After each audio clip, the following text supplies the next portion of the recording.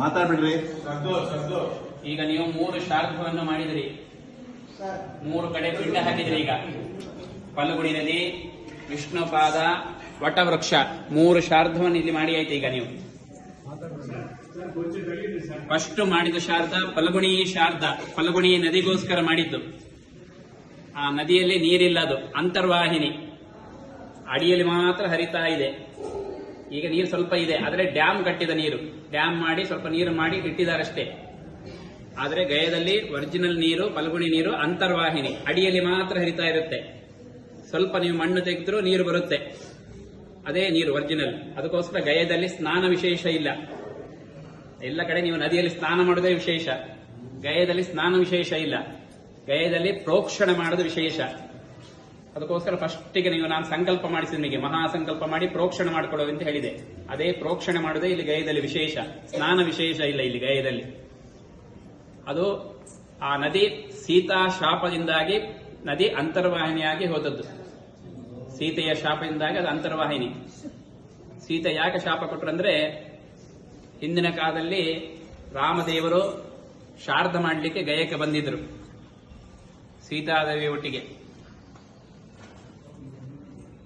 ಹಾಗಲ್ಲಾದ್ರೆ ಈಗಾದ್ರೆ ನಾವು ದುಡ್ಡು ಕೊಟ್ಟರೆ ಅಂಗಡಿಯಲ್ಲಿ ಬೇಗನೆ ಸಾಮಾನು ಕೊಟ್ಟು ಸಿಗುತ್ತೆ, ಸಾಮಾನು ತಗೊಂಡು ಕೂತ್ಕೊಂಡು ಶಾರ್ದ ಮಾಡಬಹುದಿತ್ತು. ಆಗಿನ ಕಾಲದಲ್ಲಿ ಹಾಗಲ್ಲ, ಕಾಡಿಗೆ ಹೋಗ್ಬಿಟ್ಟು ಕಾಡಲ್ಲಿ ಸಾಮಾನೆಲ್ಲ ತಯಾರು ಮಾಡಿಕೊಂಡು ಬಂದು ಮತ್ತೆ ಶಾರ್ದ ಮಾಡಬೇಕಿತ್ತು. ರಾಮದೇವರು ಸೀತಾದೇವಿ ಹತ್ರ ಹೋಗಿ ಹೇಳಿದ್ರು, ನೀನು ಫಲ್ಗುಣಿ ನದಿ ಹತ್ರ ಕೂತ್ಕೊಂಡು ಪೂಜೆ ಮಾಡ್ತಾ ಇರು, ನಾನು ಕಾಡಿಗೆ ಹೋಗಿ ಸಾಮಾನೆಲ್ಲ ತಯಾರು ಮಾಡ್ಕೊಂಡು ಬರ್ತೇನೆ, ನಮ್ಮ ದೇವರಿಗೆ ಶಾರ್ದ ಹಾಕಬೇಕು ಅಂತ ಹೇಳಿ.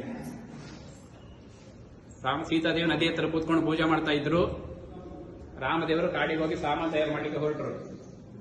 ಆ ಸಮಯದಲ್ಲಿ ರಾಮದೇವರ ತಂದೆ ದಶರಥನಿಗೆ ಹಸಿವು ಜಾಸ್ತಿಯಾಗಿ ಅವನ ಸೀತಾದೇವಿ ಹತ್ರ ಬಂದು ಕೇಳ್ತಾನೆ, ನನಗೆ ಹಸಿವು ಜಾಸ್ತಿ ಆಗಿದೆ, ನನಗೆ ಆಹಾರ ಕೊಡು ಅಂತ.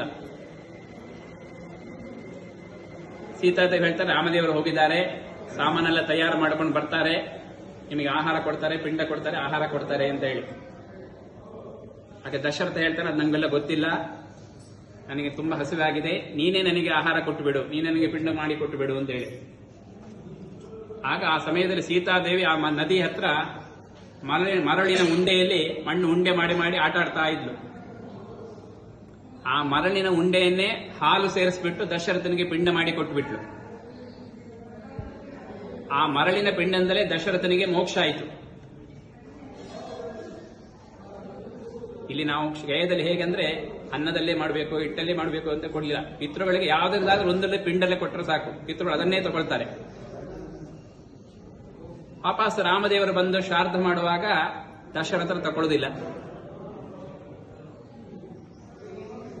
ರಾಮದೇವರು ದಶರಥ ತಗೊಳ್ಳೋದಿಲ್ಲ. ರಾಮದೇವರು ಸೀತಾದೇವಿ ಪಿಂಡ ಕೊಟ್ಟಾಯ್ತಲ್ಲ ಮೊದಲೇ, ದಶರಥನಿಗೆ ಮೋಕ್ಷ ಆಯಿತು. ರಾಮದೇವರ ಮನಸ್ಸಿಗೆ ಬೇಜಾರು ಬಿಟ್ಟು ಸೀತಾದೇವಿ ಹತ್ರ ಬಂದು ಕೇಳ್ತಾರೆ, ನಾನು ಶ್ರದ್ಧೆಯಿಂದ ಮಾಡುವಾಗ ಯಾಕೆ ದಶರಥ ತಗೊಳ್ತಾ ಇಲ್ಲ, ಯಾಕೆ ತಂದೆಯವರು ಬರ್ತಾ ಇಲ್ಲ, ಪಿಂಡ ತಗೊಳ್ತಾ ಇಲ್ಲ ಅಂತ. ಸೀತಾದೇವಿ ಹೇಳ್ತಾರೆ, ನಾನು ಪಿಂಡ ಕೊಟ್ಟಾಯಿತು, ದಶರಥನಿಗೆ ಮೋಕ್ಷ ಆಯಿತು ಅಂತ ಹೇಳ್ತಾರೆ. ಹೀಗೆ ಬಂದಿದ್ರು, ಕೇಳಿದೆ, ಕೊಟ್ಟಾಯ್ತು, ಅವರಿಗೆ ಮೋಕ್ಷ ಆಯಿತು ಅಂತ ಹೇಳಿ. ರಾಮದೇವರು ಕೇಳ್ತಾರೆ, ನೀನು ಹೇಗೆ ಕೊಟ್ಟಿ, ಎಲ್ಲಿಂದ ಸಾಮಾನು ಬಂತು, ಯಾರು ಕೊಟ್ಟಿದ್ದಾರೆ, ಯಾರು ನೋಡಿದ್ದಾರೆ ಅಂತ ಹೇಳಿ. ನಾವು ಏನ್ ಕೆಲಸ ಮಾಡಬೇಕಾದ್ರೂ ಅದಕ್ಕೊಂದು ಸಾಕ್ಷಿ ಬೇಕು. ಹಾಗನೇ ಸಾಕ್ಷಿ ಇದ್ರೇನೆ ಅದಕ್ಕೆ ಸಾಕ್ಷಿ ಸಂಪೂರ್ಣ ಆಯಿತು ಅಂತ, ಶಾರದ ಸಂಪೂರ್ಣ ಆಯಿತು ಅಂತ ಹೇಳಿ. ಆ ಸೀತಾದೇವಿ ಪಿಂಡ ಕೊಡುವಾಗ 5 ಜನ ಸಾಕ್ಷಿಗೆ ಇಟ್ಟುಕೊಂಡಿದ್ರು.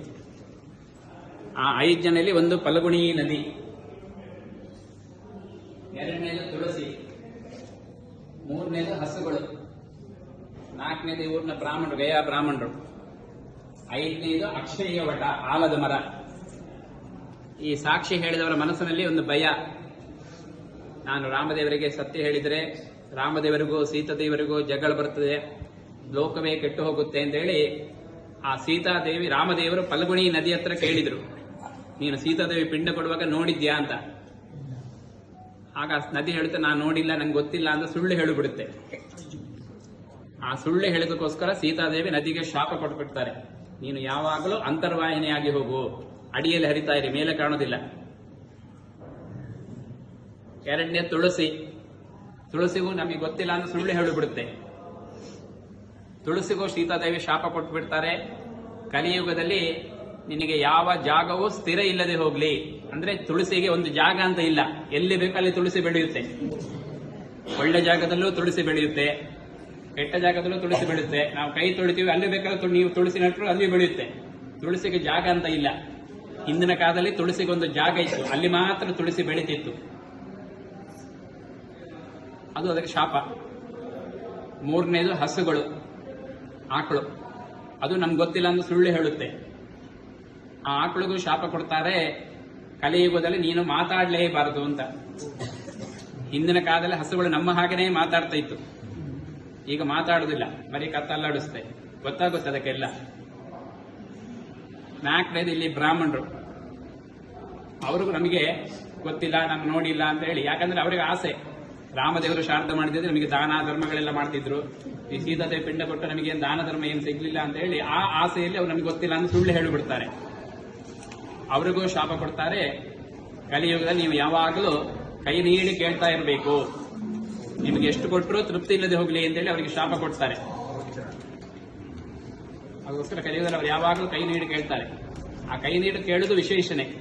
ಯಾಕಂದ್ರೆ ಆ ಗಯಾ ಬ್ರಾಹ್ಮಣರ ಬಾಯಿಂದ ಬಂದ್ರನೇ ಪಿತೃಳಿಗೆ ಮೋಕ್ಷ. ನೀವು ಬಂದು ನಾವು ಮಾಡಿಸ್ಬೋದು, ಪವಿತ್ರ ಕೊಡ್ಬೋದು, ಎಲ್ಲ ಮಾಡಿಸ್ಬೋದು, ಆದ್ರೆ